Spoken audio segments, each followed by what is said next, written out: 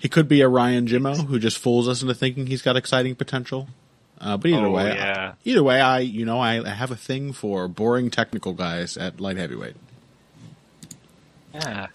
Isn't that where he is? Wow, that picture is just absolutely hypnotic. Right, the eyes, the red. Right, it's like someone made a poor CGI render of Rory McDonald, and it just ended up being way more terrifying than the original. Yeah, that's Rory McDonald in the EA UFC 1. That's how times and graphics change.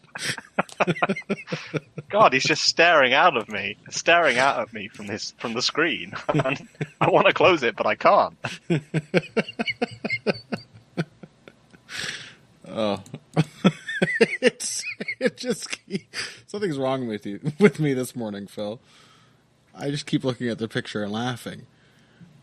It's terrible. I've been meaning to close this for like a solid minute now. I kind of the last time we had a moment like this, it was that meme photo, like the girl twerking in the bedroom. Do you remember that? Oh yes. There's so many details, but this is like it's just the eyes. It's just one terrifying thing.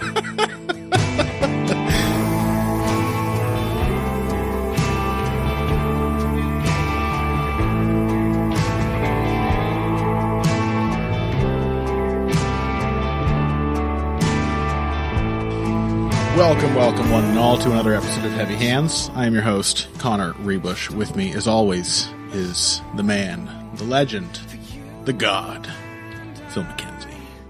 Phil. Wow. I don't know. It's always an adventure, Phil. Who knows where my mouth is going to take me? Clip that. Right. Insert it into many other videos.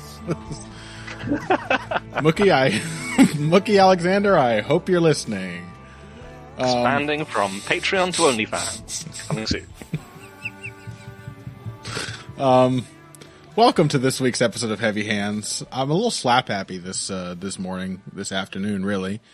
So hopefully that explains any. I mean, who the fuck am I kidding? The tone of this show is always bizarre.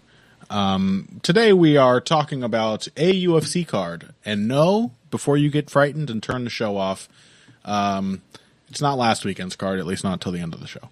We're going to start off previewing two fights from this upcoming Fight Night card. I think this is another one on Fight Isthmus. And we've crossed the saturation point, Phil. Is that how it feels to you? I mean, this is at the very least better than last week's card. Yeah. Oh, literally just because we knew the main event was going to be what it was.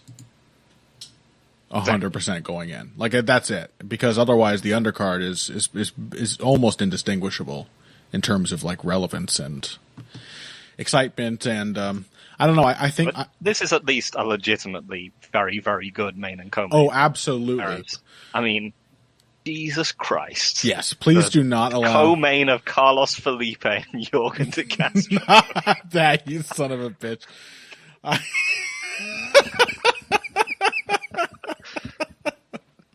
No.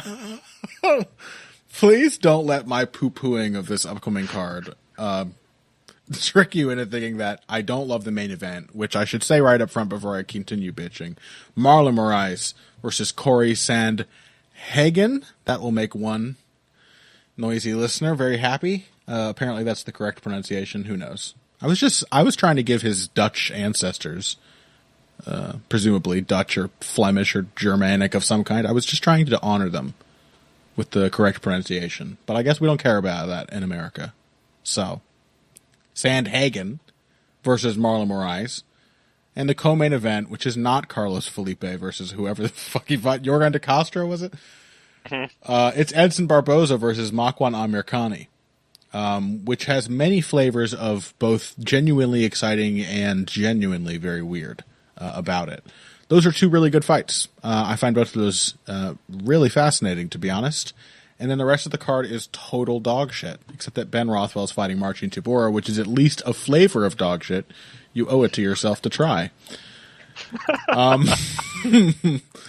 So, I don't know what I was going to say before, Phil. I think the UFC got like a ratings bump. I think they picked up new people, and they're certainly making money hand over fist during the pandemic.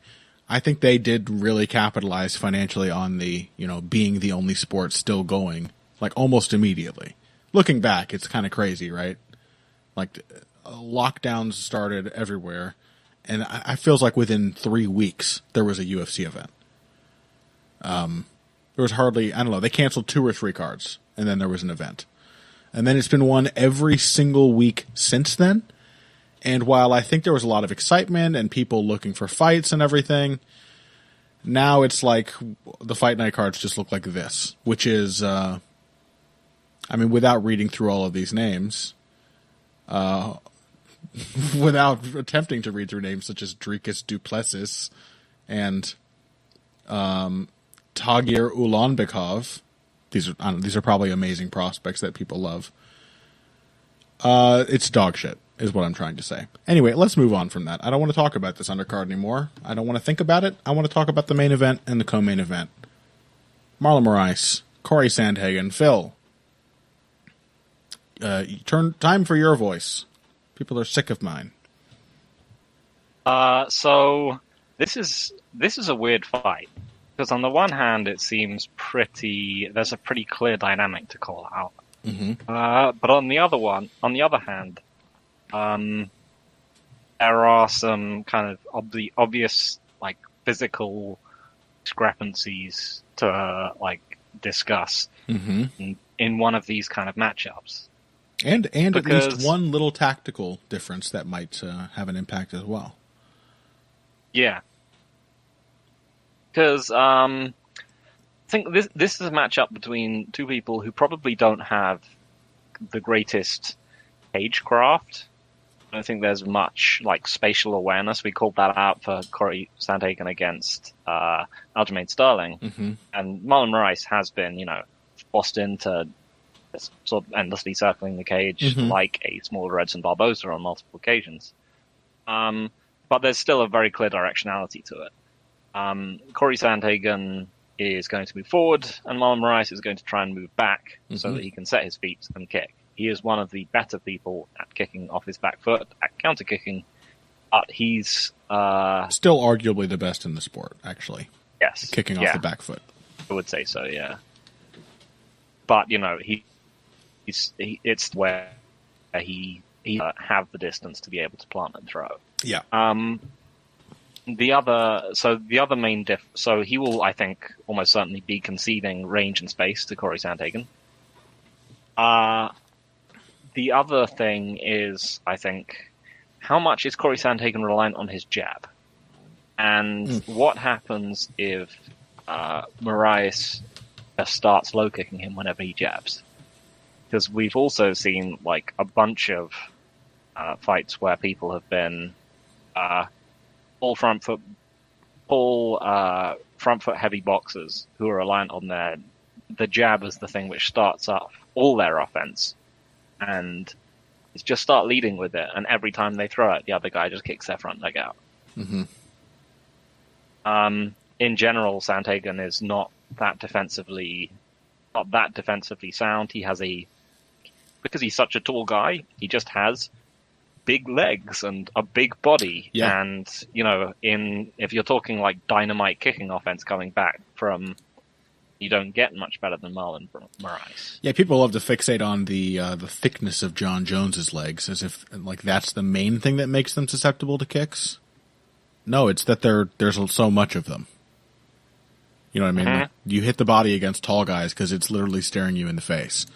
And you would be a fool not to take advantage of this very large, comparatively indefensible target. And yeah, absolutely, Sandhagen's legs, especially with an aggressive performance, especially against such an amazing counter kicker. So I'm just going to re-hit the main dynamic, so people know what we think that is. Which is that Marlon Moraes, and this is something you astutely pointed out. I think you pointed it out. It was sort of the case with Costa's Bohashinya's cage cutting, right? You pointed it out without necessarily selling yourself. before Moraes' fight with Henry Cejudo. I think you mentioned, you're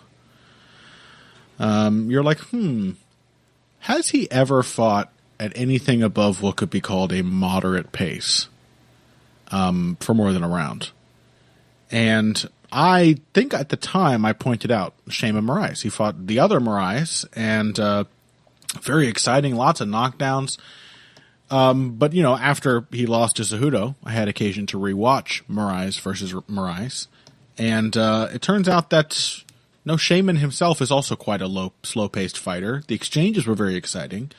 But Marlon pushed the pace just enough to shake Shayman. He did not actually maintain a high output. And against Cejudo, that was his undoing.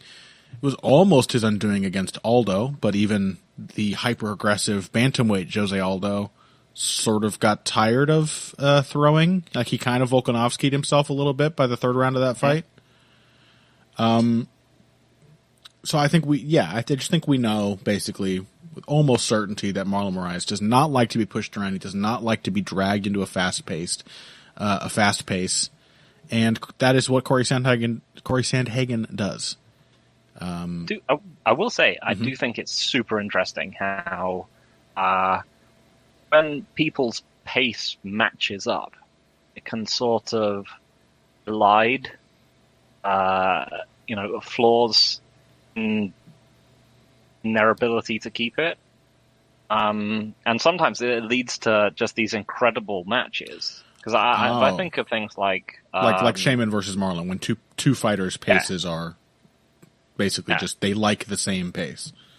Yeah, because pace is something that I think the viewer picks up on as well. They sort of fall into the rhythm of it. Yeah. And so you just remember it as being sort of, you remember the beats, you remember the action. Yeah. And so there's things like, I've always sort of felt this way again about two like big, famous, super impressive fights in general, which are Aldo versus Mendez too. Because this is a fight where two guys sort of Aldo pushes Mendez out of the fight, but he doesn't push it by much. Similar to Moraes, he just pushes the tempo above what Mendez can keep, which is not in fact that high, but it seems very impressive at the time. Yeah, when he fought Max Holloway, you were just like, oh no, he really can't go much beyond that at all. And the other one was Hendricks Lawler.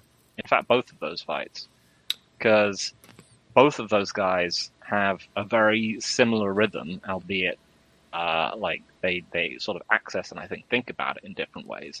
Is that they have moments of furious activity. I think with Hendricks, it was trained approaches that he would suddenly slip into, where he'd be like, "Oh yes, I need to do this, and this." Yep, Dutch and combo. then he would have to pause. Yeah, and then he would have to pause and think and recover. And then with Lawler, it was figuring stuff out, and he'd be like, "Okay, once I figure this guy out, I'm gonna exploit him in XYZ way." And he would need a gap, and the way that their pace interacted was sort of left made for them fight, because basically a lot of the time one of them their periods of figuring stuff out and going on the offense sort of didn't necessarily tie up. It naturally winning super easily. It naturally created like a rhythm of taking turns. Basically, I think that's a very good point. I think that's absolutely true. Moraes versus Moraes is essentially like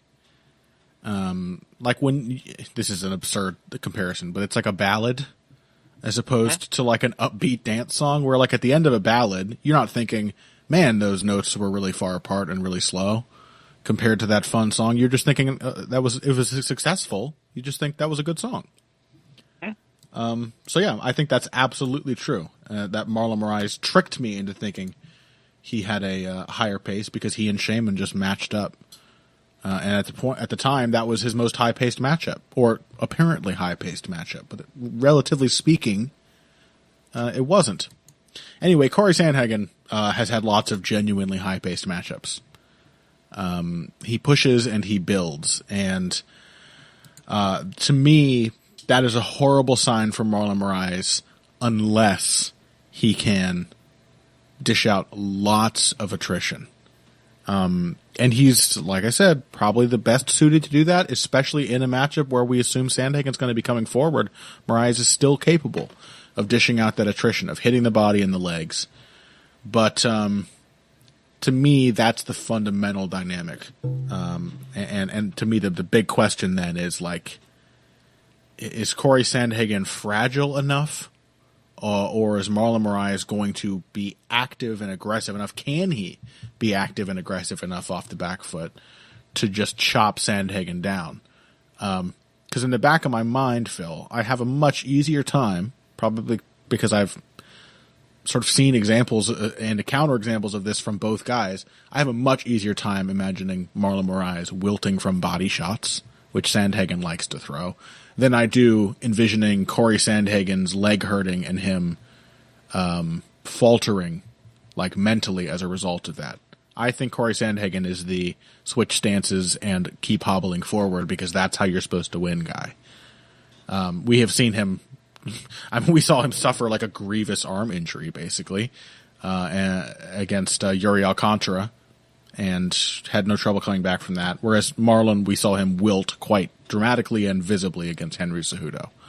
So, anyway, that's my overall feeling on the fight. That's why. Yeah, I mean, I think it's really, really difficult to avoid that kind of takeaway. I think the other thing which I think may insulate Sandhagen is he feints a lot. Yes. Because Rafael Assunção and even to an extent John Lineker have been known to, like, low kick jabbers. Like, Rafael Assunção has done it quite a lot. And he wasn't really able to do that much at all against Sandhagen because he was just never sure when the jab was coming. Yeah. Like, Sandhagen not just got, like, a nice tapping lead hand, which he, 90% of his jabs are feints. He's rarely committed to anything. He's just tapping, always willing to jump back out of range. I think is a problem for Moraes given his tendency to want to be on the back foot. I think if Moraes was willing to punch into combos, I think it would be a much more of a threat against Sandhagen. But he's going to just try and low kick jabs. I think Sandhagen is working his way in before he starts throwing the jabs. Yeah. He does the same thing with his right hand as well. He'll switch stance, jab with his right hand. And yeah, if Moraes is just circling and trying to counter with low kicks or punches, I'm not really sure that I see that working or lasting. Yeah. Yeah, I think that basically covers all the bases. I've put myself in a position where I'll be surprised if we see something dramatically different from that dynamic, which usually means we've either got it or we're prepared for to be very, very wrong. But yeah, I got to pick Corey Sandhagen for all of that. What were you going to say? I mean, we've seen Sandhagen be gotten to late in fights, but that's by an evil, that's by John fucking Lineker. By John fucking Lineker. The lag might have obscured that, folks. That's by John fucking Lineker. That's who got to Sandhagen late. Same guy who got to TJ Dillashaw late. Yep. Same guy who gets to everyone eventually, except Chito Vera. Yes, the only man to have mentally defeated John Lineker. Yes. In the third round, who would then paradoxically go on and look terrified against, the hell was it? Muscle Man. Yeah, Douglas De Silva. Yes. Douglas De Silva Andrade. Yeah, my boy. Absolutely bizarre.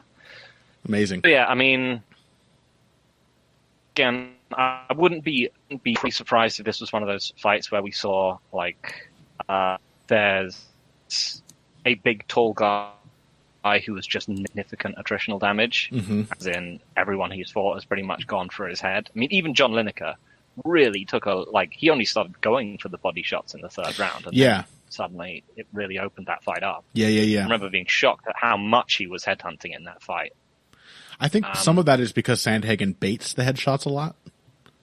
Comes in with that front foot heavy and does so much feinting. I think he really gives the impression of being open. But yeah, it's a very good point. He does not. Something about Sandhagen's build does not immediately convince me that he can stand up to body shots and kicks. So, but yeah, that being said, Moraes' tendency to just not be able to fight at that kind of pace, tendency to circle, got to pick Sandhagen probably for a late finish. He is a finisher. 4th or 5th round sub or TKO, neither would surprise me. Like a guillotine, an exhausted Moraes shoots and gets guillotined or darsed, or gets, in the same scenario, gets sprawled out and beaten up with elbows and punches. Either of those seems pretty likely, actually. Okay. Yep. Well, it's a good main event. I mean, it's, I hope we don't the idea of this show is to enhance your enjoyment of the fights. I hope this doesn't, for some reason, Phil, I just had a moment where I was thinking, are we demystifying this? You're going to see, if you see this dynamic playing out, I don't want the feeling to be like, oh, okay, I get it. Because I feel like I have a good picture of this fight in my mind, and now I want to look at that picture. It's a good picture. Well, yeah. I mean, this should be an absolute thriller of a fight. Yeah. And Sandhagen is, I think Moraes can have, as we mentioned, he can have somewhat slow-paced tactical fights, but never boring. Oh no! I mean, Sandhagen won't even let him have that. No, it's either, it's gonna be action. This is an incredible main event. The only times that Moraes, who because he's got the pace that he likes, he fought John Dodson and Rafa Assunção. The only people who have arguably gotten a boring fight out of him, and two people sort of famous for making people have really boring fights. Corey Sandhagen has the opposite reputation. So it's going to be really exciting. Just because there are clear lines of conflict, please do not feel that you don't still need to see that conflict play out. Because you do. Let's take a break. When we come back, Edson Barboza versus Makwan Amirkhani, and then some other shit. Hey everybody, thanks for listening to this week's Heavy Hands. If you like what you hear, please consider pledging to support the podcast on Patreon. Patreon is basically continuous crowdfunding. You sign up to contribute a certain amount per month to help us with production costs and the like, and in return you get rewards ranging from a mention on the Heavy Hands website to a question or topic of your choice being discussed on the show. We have a lot more in the works to reward you for your help, and we appreciate every contribution. No amount is too small. Just head over to patreon.com and find how you can help out the only show dedicated to the finer points of face punching. Now let's get back to it. Welcome back to Heavy Hands. Edson Barboza has now been a UFC featherweight for, has it been 2 fights or just the one? Just one. It's the one, I think. Fought Dan Ige. Literally just turned into bantamweight Jose Aldo. Weirdly similar transformation where he suddenly went into Hulk mode, and his first experience at featherweight was oh my god, I'm so powerful. It was like he was pumped full of the Bane juice. He felt overwhelmed with his own power and strength, and ended up being kind of a weirdly stiff and static Edson Barboza. An Edson Barboza who both looked and apparently felt like a power puncher. That was how he was carrying himself. It wasn't just that his punches seemed a little more thudding. He was carrying himself like he was suddenly a big knockout artist. And I don't know if that's can we assume that to be a permanent shift or not? Because Jose Aldo did not look the same as he did. Granted, it's Jose Aldo, but he didn't look the same as he did in his first bantamweight fight in his second one. At all. No. And I think we've arguably seen more physical deterioration from Jose Aldo than we have from Edson Barboza. Yeah, right. But also, Barboza's never been close to the level that Jose Aldo reached in terms of well-roundedness and just perfect cold grasp of how MMA works. But I don't know. Like, to me, Barboza is still kind of a question mark as a featherweight. And to me, that makes Makwan Amirkhani a pretty interesting opponent. Just like the main event, I have like an immediate gut reaction to this matchup, which is that Amirkhani is going to get very, very tired. Which is maybe not the most insightful thing I've ever said, because it's happened in basically every single fight he's ever had. But gut feeling is Amirkhani, he's the Marlon Moraes in this matchup. He can't maintain the pace that he would need to maintain to win. Ergo, Barboza beats him. But all of the questions surrounding Barboza, combined with certain aspects of Amirkhani's game that are a little too reminiscent of some of his most one-sided losing efforts back at lightweight, are concerning enough to interest me. So I don't know. What do you think, Phil? Yeah, so you mentioned something about, drawing the lines of engagement, and that's one of the reasons why this one is super interesting, because it's such a throwback fight in a lot of ways. Oh yeah. This is a really clearly defined grappler versus striker fight. Although I'm sure we'll see a good bit of striking from the grappler. Yeah, I mean, partially because, as you sort of alluded to, we have to. Not only does he need to be able to set up takedowns, force Barboza back to the fence, and so on and so forth, but he's not Khabib Nurmagomedov, and he's not Kevin Lee. He's not going to be, even when he's been physically forcing himself on the weights, he's gotten tired. Even against lightweights, even against featherweights, he has tended to get tired from physically trying to muscle them around. Mm-hmm. And I don't think there's really much of a reason to assume that he's going to be able to maintain a grappling offense against like someone like Barboza. He literally cannot go for takedown after takedown after takedown in a fight. Even his wins, he's mostly been like a sporadic grappling threat rather than one. So I think the main thing about this fight is that it's just going to be decided incredibly early. Yeah. Really decisive initial exchanges, one of those. Yeah, because one of the things we mentioned before the call started, Amirkhani is an incredibly quick starter. He is. He is someone who I think is very wound up when he fights, very keyed in, which makes him similar to McGregor, his stablemate, that he's able to execute what he wants to very quickly and efficiently, but it also means that he runs out of confidence and gas once he's sort of past that initial razor's edge quick stop. It has more a feeling of a premature ejaculation than the Conor McGregor game ever has. It's a lot of pent up energy. I don't know what it really is that separates some guys from others. Like Jose Aldo always had that super tightly wound energy, and was usually pretty fucking keyed in early. Some guys, they make it work for them, and some guys are like mastered by it. And I always get the impression that Amirkhani cannot help.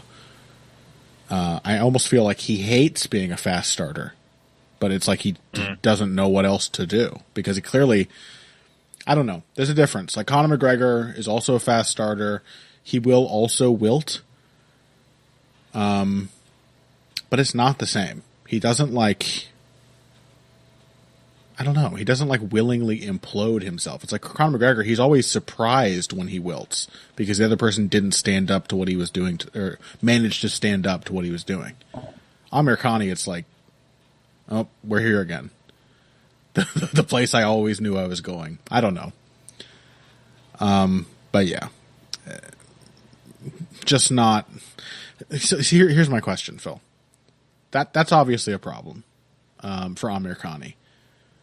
It's it's probably going to be a problem no matter how Barboza looks. But you did specifically hit on, how's that going to look against Barboza, former lightweight? My question is, do we know for sure that Barboza is functionally stronger or harder to outgrapple as a featherweight?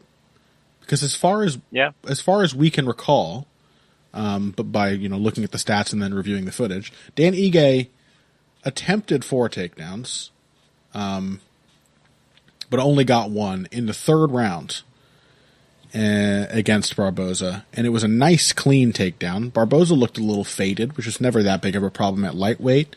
Maybe that's a problem here at featherweight. I don't know yet. My only other recent example of a lightweight to featherweight transfer is Michael Johnson. And it turns out his game was the same. It didn't really make that much of a difference to how his fights played out. Darren Elkins and then the last guy who's... Thiago Moises? Nice, well done. Yeah, I was going to say, you can tell it's a bad loss because I can't remember who it was that beat Michael Johnson. I just know it was a very Michael Johnson loss. So I don't know. The fact that Amirkhani came out in his last fight and immediately, within 20 seconds, took Shane Burgos down, which is not nothing. Burgos is pretty good takedown defense, a little lackadaisical, but sort of by design, he stays relaxed. And Amirkhani definitely burned way too much energy getting him down, but he did get him down immediately. And if that results in Barboza being on his back, I'm not nearly as confident as I used to be about how that affects Barboza attritionally. How he stands up to a hyper-aggressive, successful wrestling attack. I don't know. Yeah. I mean, I guess the main thing is that it has taken people who have gotten Barboza down a lot to put him away. A lot, yes. A funky submission threat that Amirkhani is. But, and, I mean, Barboza is someone who does seem, his way that he struggles back to the feet, it does seem to leave him, weirdly open to ground and pound. Too many people have had, career best ground and pound performances yes. against Edson Barboza for me to not think that, that's an effective, that's not something that he's actually vulnerable against. But I really think that, Amirkhani's main thing is not ground and pound, partially because that's also pretty tiring. He's a sub guy. Yep. And to Barboza. And I also think that what we're looking at from Amirkhani is probably going to be a Tyron Woodley versus Robbie Lawler or Rashad Evans versus Rampage Jackson kind of performance, where he's going to come out, he's going to be immediately aggressive for the first 30 seconds to a minute of the fight. Mm-hmm. I think he probably will immediately force Barboza up against the cage. There will be 2 or 3 dicey exchanges, which could well lead to Barboza getting taken down. But then after that, assuming Barboza survives, he's, I think, still got the cardio edge. And then also, I just think Amirkhani will revert to his basic style, which is circling around the outside of the cage, maintaining distance, which I think will just get him absolutely chewed to pieces. Because he's always looking to pick up, a counter shot, get people to overcommit, and it's just the exact wrong approach. So I think he's going to come with the right approach for a very short amount of time. Maybe he's just not as well equipped as Conor McGregor. Oh yeah, we're comparing him because they're teammates, by the way. In case I don't know if we mentioned that while recording, but he just doesn't have the reach to insulate him, nor does he have Conor's defensive acumen. So he puts himself in a position where he knows he's supposed to press forward, but how's he supposed to do it? He's going to get hit every time he puts his head into range, and he can't just throw because he's got to manage his gas tank. He's not a clever enough or skilled enough striker to play the game it seems he needs to be playing. So you're right. He does his crazy rush, and then he resorts to what is either a true style that he has been hiding or is a completely backwards reaction to his initial onslaught not working, of fighting off the back foot and trying to counter. I kind of suspect the latter. It's a pretty common fallback for a lot of MMA fighters when they're uncomfortable. Is just like in MMA, like the defining thing to worry about is like what happens if I go first. What terrible consequence am I going to be inviting? So, yeah, Amirkhani gets into that mindset, and I agree with you. Like I have to assume Barboza's cardio holds up, that Barboza is at least as good at surviving, and then in this case, ultimately defending and shucking off an aggressive wrestling grappling game plan. I have to assume, but I don't know. Yeah, I mean, I think Khani is by far the worst phase shifter that Barboza has faced. It hasn't been takedowns, which used to hurt Barboza when in these kind of matchups. It was people faking takedowns and then punching him in the face. Very good point. I know you don't like Danny Castillo, but I'd advise anyone who hasn't watched it to have a look at the level change mix-up he got Barboza with, because it's one of the prettiest I think I've ever seen. Yeah. It's just like very textbook classic MMA shit. Yeah, he just feints his lead hand a few times, changes levels, and then comes up with this kind of dipping lead hook. It's very, very pretty. Mm-hmm. But yeah, same with Jamie Varner. And yeah, I mean, I think that probably still might be there. But the problem with Amirkhani is that he also resembles another teammate of McGregor in that slightly more so Gunnar Nelson, but he doesn't. You know, a kind of singular moment of very clean offense fairly early on, and then sort of big gaps. But again, he doesn't have the incredible punching power of Gunnar Nelson, or the plain accuracy. Nor just like, I don't know, like not even just like the demeanor. Like Gunnar Nelson can be put in the back foot and look like he knows what he's doing. Amirkhani is visibly frustrated or shaken in those sorts of engagements. Yeah. Yeah. I think that's a very, very good point, and it reassures me about the pick I was already going to make, which is Barboza. But if you can't get Barboza galloping with the striking threat, you're going to have a much harder time pushing him around the cage in the first place. Anthony Pettis didn't get him galloping or whatever, and Barboza's footwork looked amazing in that fight because he got to settle in and actually use his pivots and small steps. So the directionality is harder to control without a striking threat. And then, yeah, you're absolutely right. Like, even if they are just like crazy blitzes upstairs, both Khabib and Kevin Lee use their striking to outposition Barboza to get in on his legs. Amirkhani is like full-on Ronda Rousey mode. This is the comparing Amirkhani to other dysfunctional fighters hour, by the way. But he's like full-on Ronda Rousey with just like, or Juliana Pena, like it's just aggression that gets him to the clinch and everything. And that can work to a degree, but you got to have a bit more foundation, I think, to make it work consistently. So yeah, Barboza. Pretty straightforward pick, but largely because there's a lot of stuff I feel I don't know, and I can't pick based on what I don't know.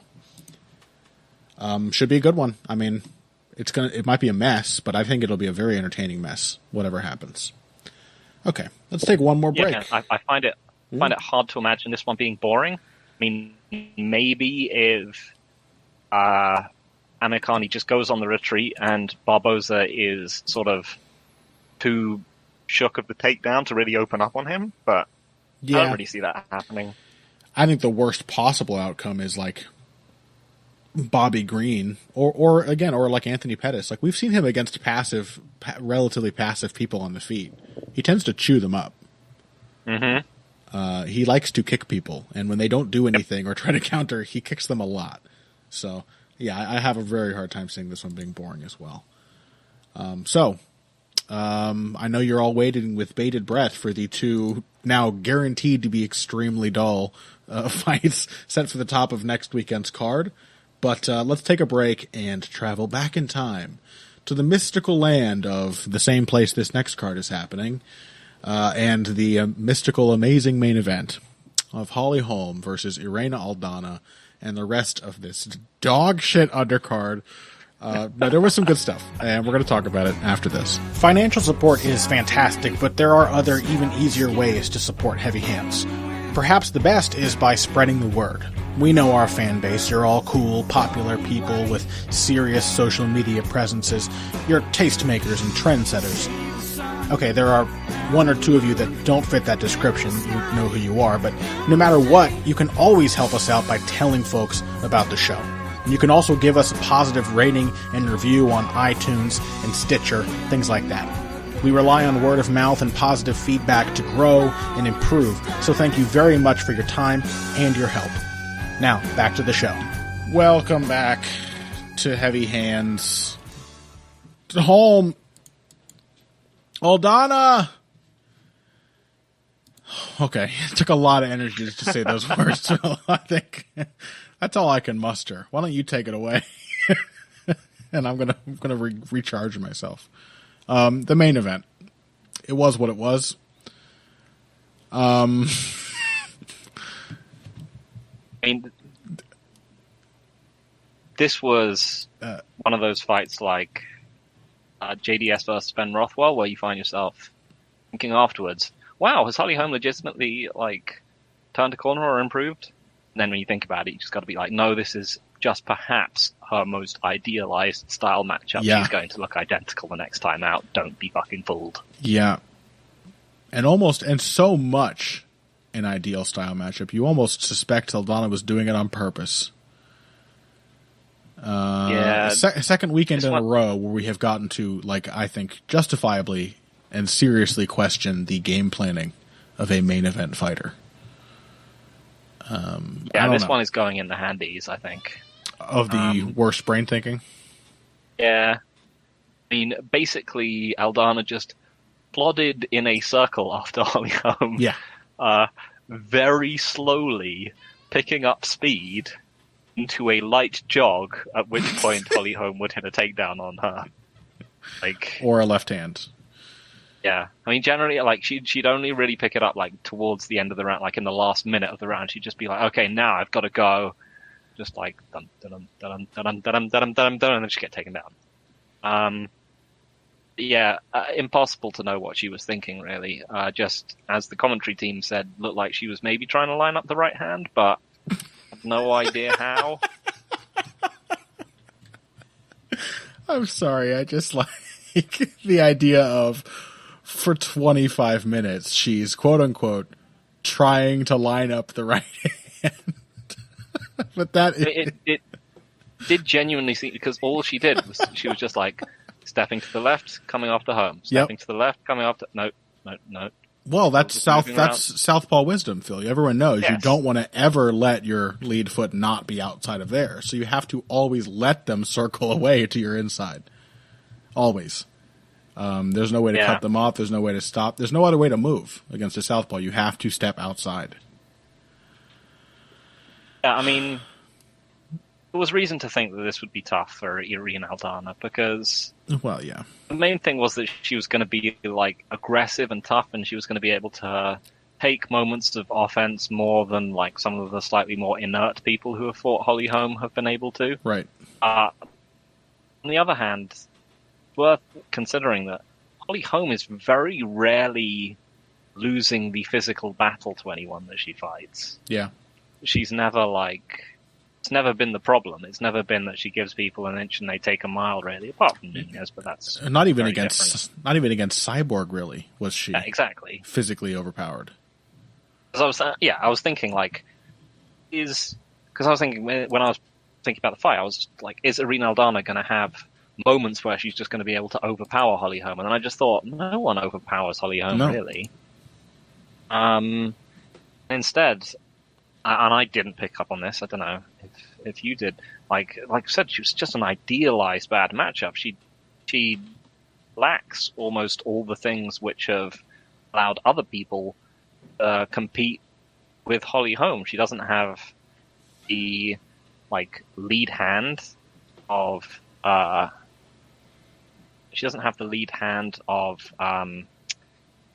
Raquel Pennington. Mm-hmm. She can't kick with her like Marion Renault could. Or Nunez, yeah. Nunez.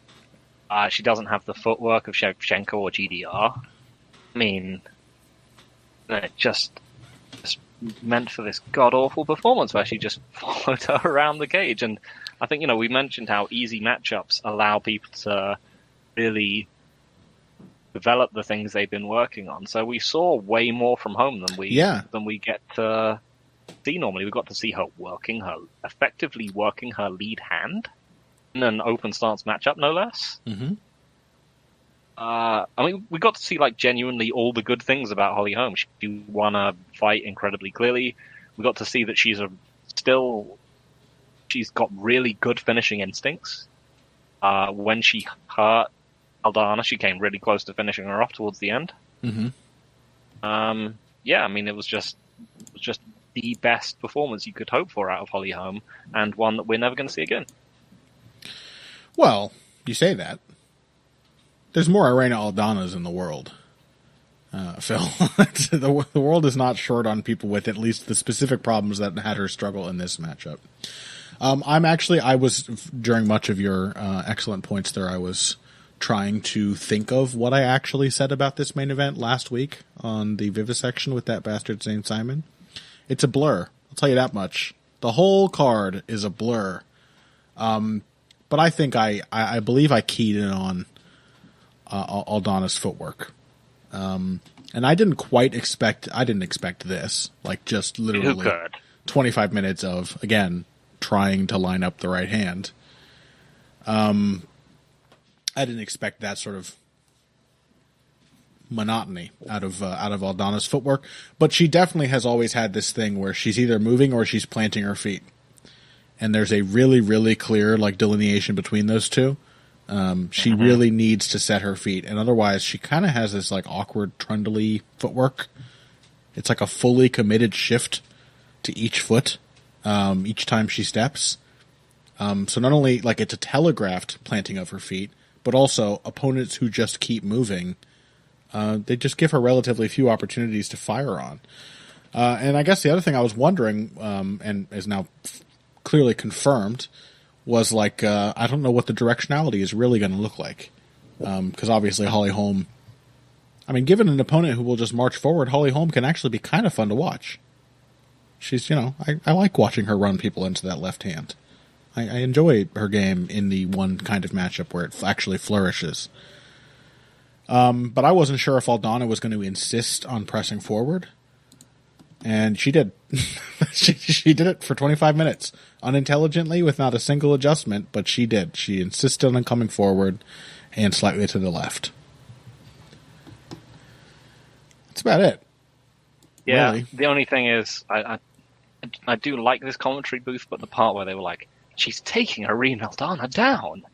She's got oh my God, woman with the best statistical takedown defense in women's bantamweight division, and I just went, oh my!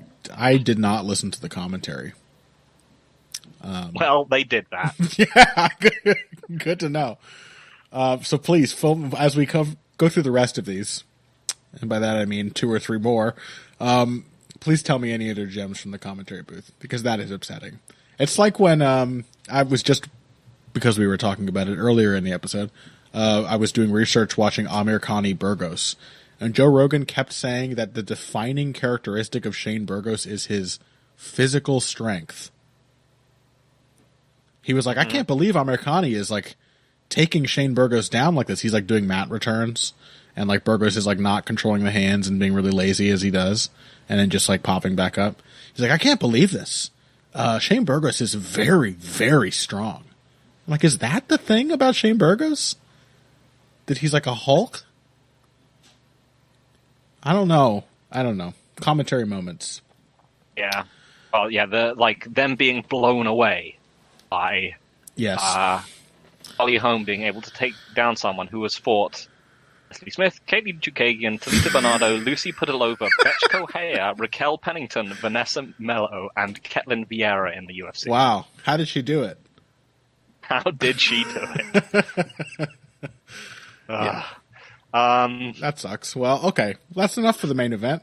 Let's move on to the funniest result of the card.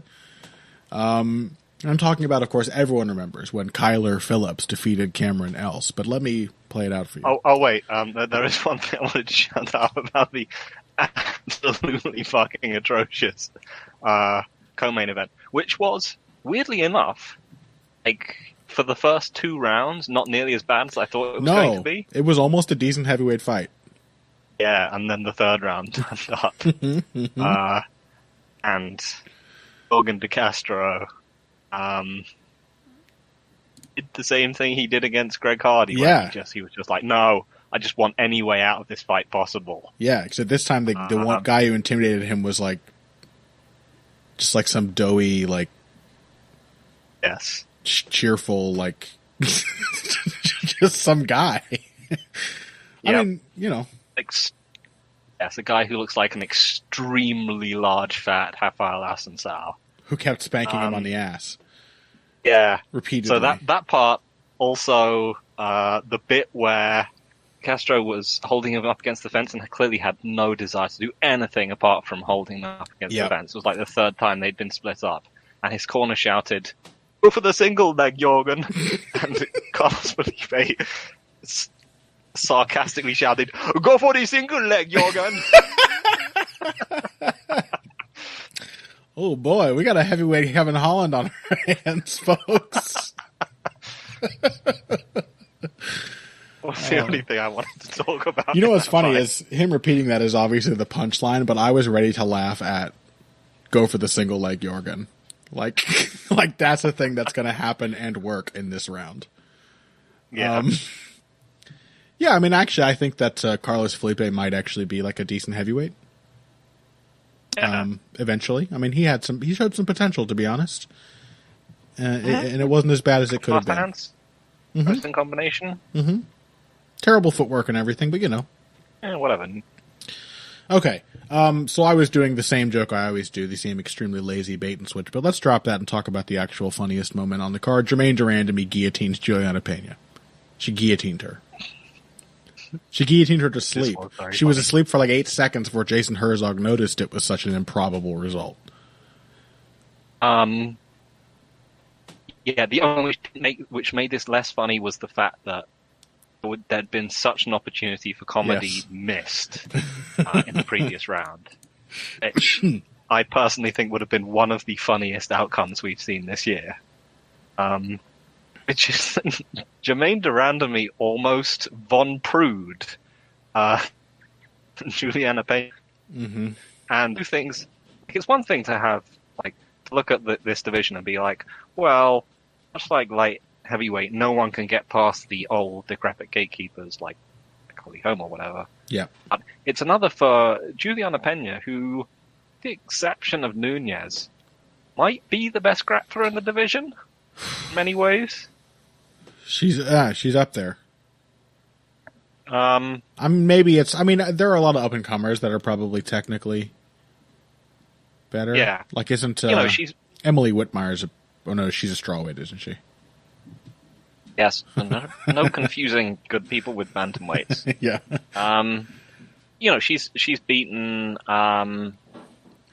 Pena has, she beat Kat Zingano in a largely grappling match. She is a good grappler. And she almost got Von Prude by a kickboxer. Yeah.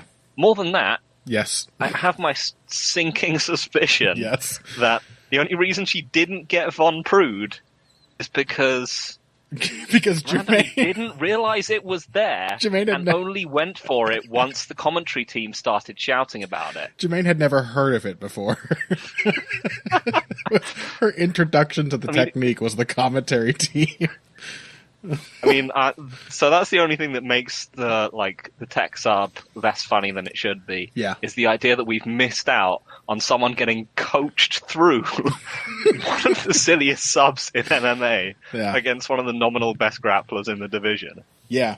By the way, I do realize it is a truly damning indictment of the division. Like, imagine if I was like, don't say that, Phil. There's some good light heavyweights. What about Kamaru Usman? Mm-hmm. Like, that's a risk. Exactly. Yeah. I can't even think of a guy within one division away who's good. Yeah, that sucks.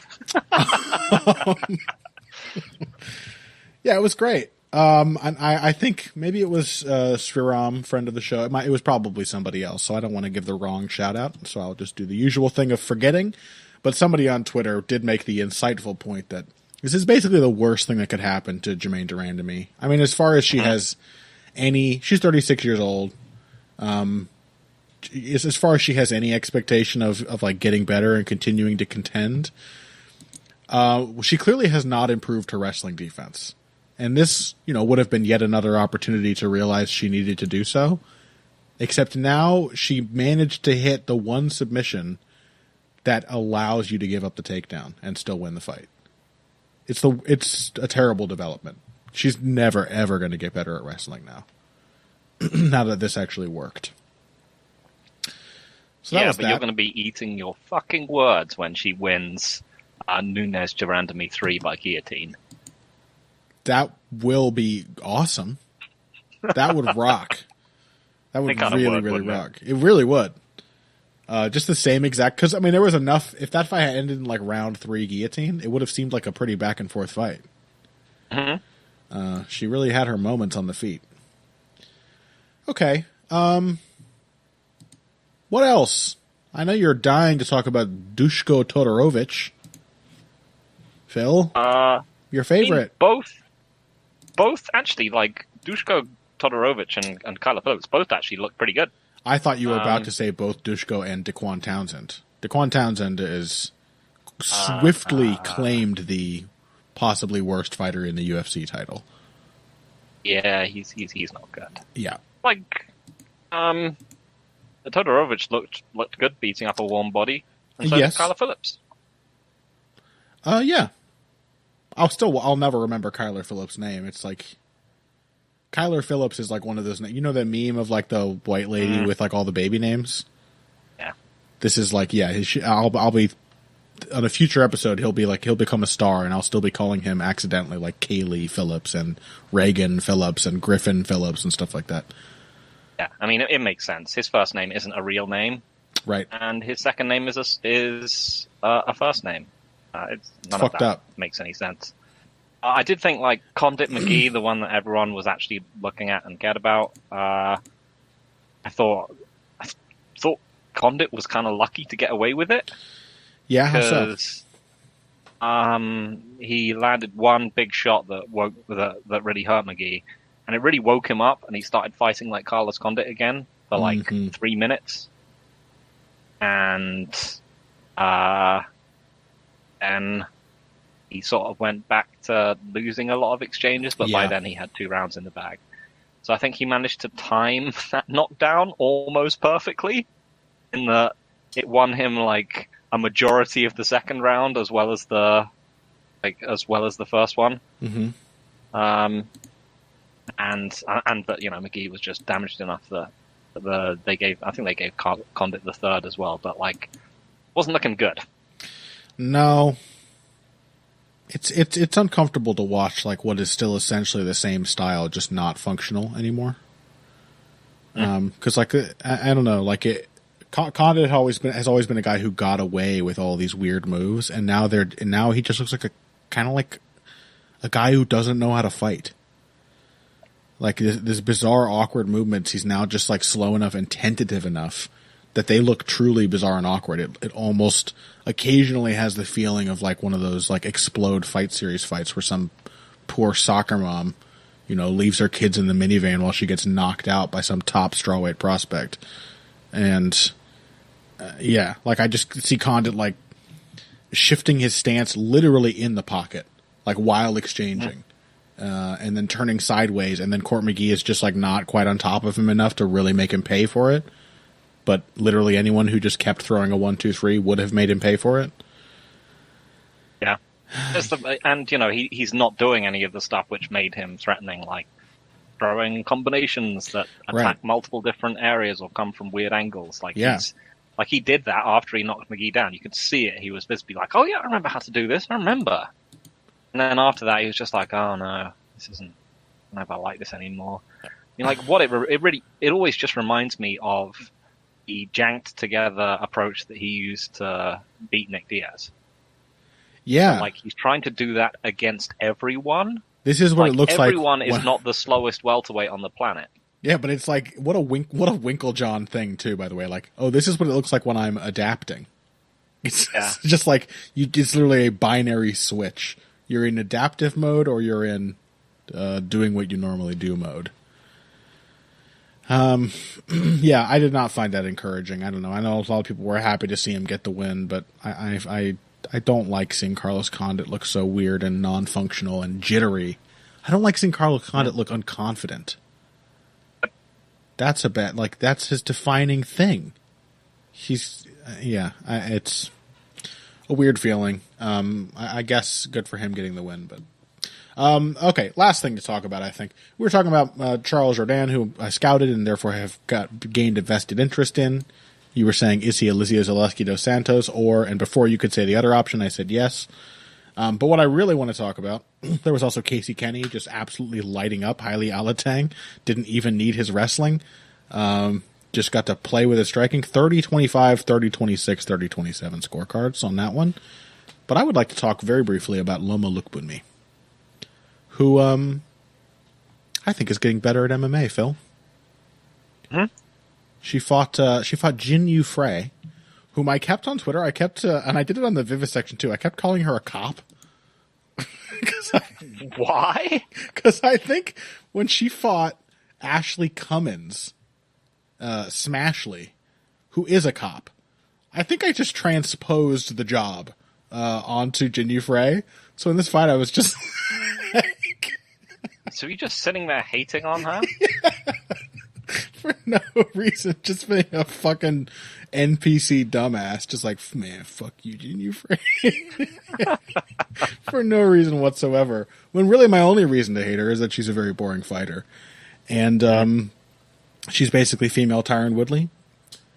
She was a great blank canvas, pretty much, for Loma Lookboonmee to show off some new, I don't know if you call them new skills, just new directions for what is already a very solid skill set. Obviously, she's always going to be held back by physicality and whatnot in this division. But I really liked the changes to her clinch. There was a lot of wrist control in her clinch game to stop Frey's attempts to tie her up when they would get into close contact. Really good whizzers. Really good head position too. These were fundamental aspects that are really MMA in appearance and function. And I don't think we saw a lot of that. We may have, but I don't think we saw a lot of that from her before. I think a lot of it before was double collar ties, that clasped hands, headlock. There was not a lot of overhook, underhook, wrist control, more wrestling centric elements. And it worked really well. I mean, obviously all the tie elbows and everything were still there, but she mopped Jin Yu Frey in the clinch, and then otherwise just kind of got to throw a few kicks now and then at range. Yeah, I mean, I think that's true, and I did think we saw some developments there, and it does make sense, right? Yeah. She's not gonna double collar tie people in a division where literally everyone is way bigger than her. Yeah, I mean, she still found it at a couple points, but yeah, it can't be the basis of her clinch game anymore. Yeah. I mean, and Jin Yu Frey is also not the world's biggest strawweight. Yeah. When we've seen short men with noticeably good clinch games, they have been single collar tie guys. If we think of Johnny Hendricks and Daniel Cormier, for example. Mm-hmm. So yeah, I think that was a good adaptation, and yeah, she mostly just mopped Frey in the clinch. Mm-hmm. I think it is a bit concerning that she didn't mop her up more from the outside. Yeah, because as Frey is Tyron Woodley, he doesn't throw very much at all, and this really was just Lookboonmee leaning on the clinch a lot. And admittedly, it was very nice and fun to watch, but it's just she's not going to hack it from a physical perspective if that's going to be her approach. She needs to have a way to win on the outside. She needs more of a boxing game. Yeah, because she might be the smallest person to ever fight in the UFC. That's a question. Is she smaller than Sohee Ham? I don't think she's short. I mean, she's obviously, there's obviously people shorter than her, but yeah, it's probably between those two. Because there's obviously little weird, sexy beetle dwarf lady, but she's picked up. You're not even going to say her name for the 3 psychotic fans of the show who are, quote unquote, ironically obsessed with her. I can't remember who it is. Rinda Kai. Rinda Kai, obviously, yes. Yeah. And no, Sohee Ham is, according to Wikipedia, an inch taller than Lukbunmi. Yeah. So she's I think, very small. Lukbunmi is the smallest person to ever fight in the UFC. Yeah, probably. And in overall, aggregate mass and height. Yeah, she needs more of a boxing game. I think she needs more feints, more business, basically, from range to set up her kicks. I also think she just, could just stand to be more aggressive. She seems, she's early on. Again, I think it may be like a Ioane and Jacek kind of thing. Her game is changing as she's still getting used to dealing with the threat of the takedown and whatnot. But there's a certain feeling of her, she could just be doing the things that are working more. And she's like, well, I don't know what's going to happen if I do it too much. But against Jin Yufrey, you can just keep throwing that low kick. It's working. Don't worry about it.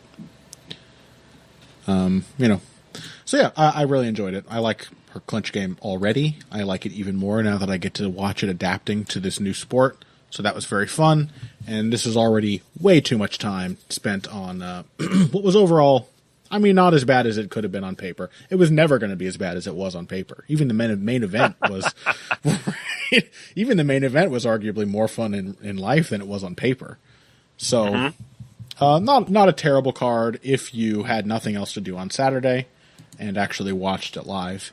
But that's all I think that's really worth covering, and that means that's all for this week's episode of Heavy Hands. Before we go, I'll do the social media tags first. You should find Phil at Evil Greg Jackson and myself at Boxing Bush, BUSCH, on Twitter to yell at us about how we mispronounced a different fighter's name on this week's episode. Phil, anything to plug before we wrap up? Nothing I can think of at the moment. I am working on something, but I'll keep it under wraps for the time being, partially because I am also insanely busy at work and thus I'm not having that much free time to work to actually write things up. But yeah, I do have something myself on the back burner. Okay, well I will be tentatively looking forward to that. As for me, I don't have anything new to plug, and I haven't read shit this week. But, I mean, I'm working on something, but like Phil, I'm going to wisely not mention it until it's actually a thing.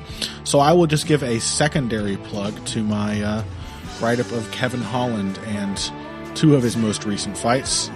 Check that out on bloodyelbow.com. It's called Kevin Holland, a hero for the crowdless age.